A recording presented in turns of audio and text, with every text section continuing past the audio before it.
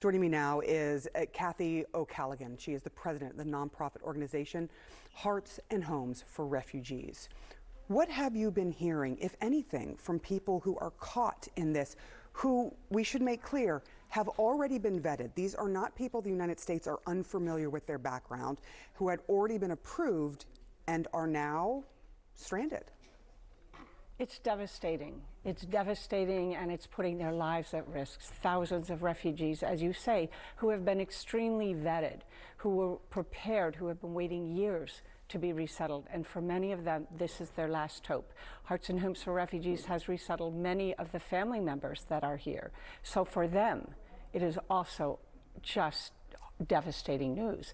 And for the volunteers that work in this space, the people who have raised their hands to be resettling refugees for the last 9 years with Hearts and Homes for Refugees and across the country, this is devastating and deflating.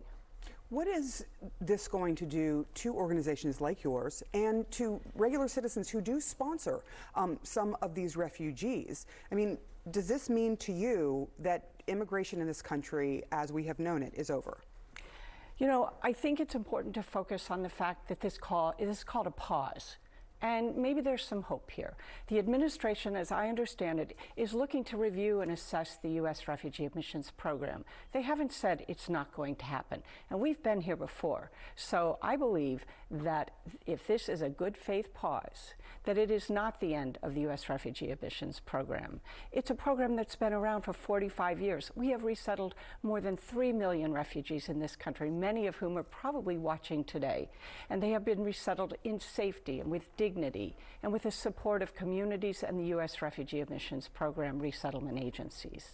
I want to talk to you about some of those agencies because the Justice Department told legal service providers to stop work intended to help support immigrants, sort of stripping them of sort of this critical access for people trying to navigate detention and trying to deal with the vast U.S. immigration system. I mean, Donald Trump has said he is going to crack down, and he is.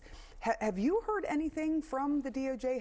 Has your organization been contacted?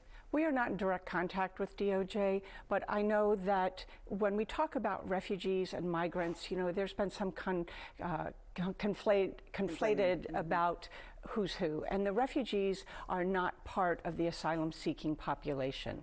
And while it is awful what is happening, and the tone is taking a toll on the families and the people who have been working with asylum seekers, we are more hopeful for refugees because this program does bring in, you know, refugees who have been resettled, who have been extremely vetted, who are here through, with documentation, employment authorization.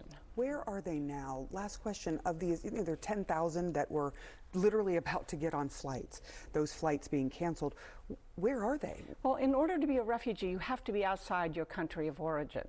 So they are not in their country, and many of them are in countries that are not hospitable to refugees. For instance, Afghan refugees are in Pakistan waiting, and that is going to be an untenable situation. Many of the Afghans who we are waiting for are family members, mothers, children, who don't have other options, and they're living in a country where women traveling alone is not safe. So they are sort of stuck in this limbo outside of their countries, waiting and wondering if they're ever going to be able to come here, even though they had been vetted over years. Yes. In some cases. And what we saw last time is this happened, is that those refugees were pushed to the back of the pipeline, out of the pipeline, and it took years, and many of them still are not here. Kathie O'Callaghan, thank you for walking us through that and explaining sort of your role in all this and what you see happening in the future. I really appreciate it. Thank you so much for having me, Sarah.